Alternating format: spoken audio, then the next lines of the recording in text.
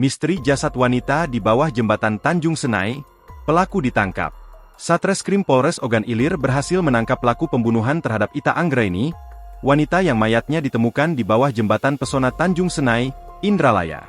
Sebelumnya, jasad korban ditemukan mengambang di Sungai Klekar pada Senin, 19 Agustus 2024, petang sekira pukul 18. Kapolres Ogan Ilir AKBP Bagus Suryo Wibowo, melalui Kasatreskrim AKP Muhammad Ilham mengatakan, tersangka diamankan pada Selasa, 20 Agustus 2024, malam.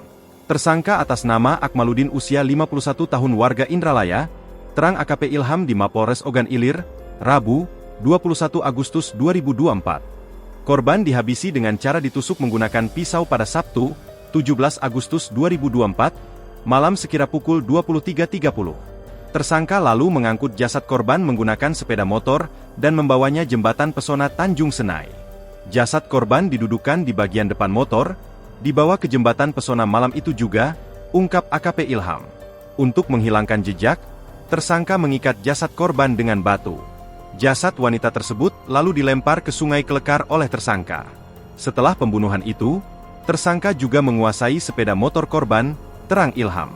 Polisi belum menjelaskan motif pembunuhan keji ini. Sebagai ayuh ini cak mana?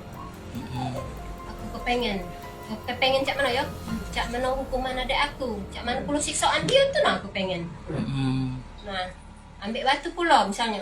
Aku ikat pula dia. Aku rendam pula. Cak itu pengennya. Hukumnya tebus apa? Nyawa, tebus nyawa. Nyawa pas nyawa ya. Nah, pengen cak itu aku nyalah. Baru adik aku tenang kalau. Aku juga tenang kalau. Anak-anak juga tenang. Jadi cak mana yuk bagi budak ini? Budak ini cak mana caranya?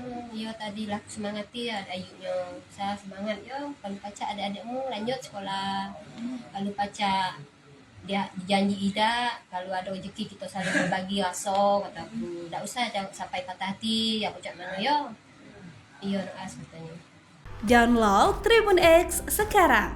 Menghadirkan lokal menjadi Indonesia.